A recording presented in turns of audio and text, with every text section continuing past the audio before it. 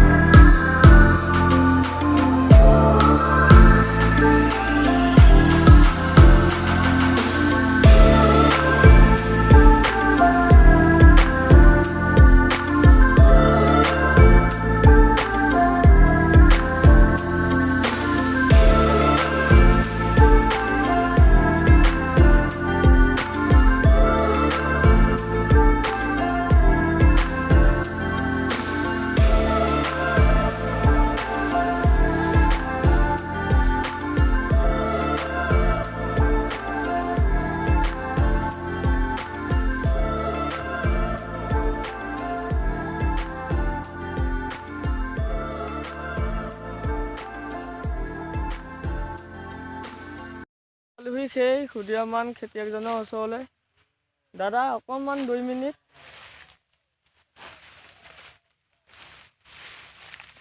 হয় দাদা নমস্কাৰ। নমস্কাৰ। হয় আপোনাৰ নামটো জনাব। মোৰ নাম শ্ৰী পদুম বৰা। হয় আপুনি ইয়াত কিমান বিঘা খেতি কৰিছে?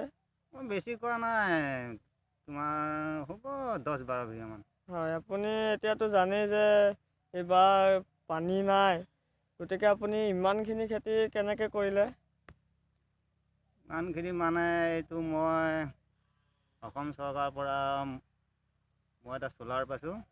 সেই চ'লাৰ মানে থৈ দি মই এই 10-12 বিঘা মাটি খেতি কৰিছোঁ। হয় আপুনি এই ধান খেতিয়ে কৰেনে আৰু অন্য কিবা ধৰণৰ খেতি কৰে? মই ধান কটাৰ পাছতেই মই চব্জি খেতি কৰিম। হয় মই 6 বিঘামান মাটি চব্জি খেতি কৰিম। হয় আৰু তাৰ ভিতৰত এনেকৈ জিকা কৰিম, অলপ জলকীয়া, অলপ ভেন্দি। হয় হয় আপুনি ধান খেতি যে কৰিছে আপুনি উপকৃত হ'ম বুলি ভাবিছেনে? বৰ্তমান কাটি আছোঁ, কি হয় এতিয়া ভগৱানে কি দিয়ে আৰু। হয় আপোনালোকে সেই সুদীয়মান খেতিয়কজনৰ দুআষাৰ শুনিলে। আহকচোন তেওঁ খেতি কৰা সেই আমি ধান খেতিসমূহ উপভোগ কৰোঁ। ভিডিঅ'টোৰ যিসকল ভিউ আছে চাই ভাল পালে সেইসকলে নিশ্চয়কৈ লাইক কৰিব, কমেণ্ট কৰিব আৰু আপোনালোকৰ বন্ধুবৰ্গক জনাবৰ বাবে আহ্বান জনালোঁ।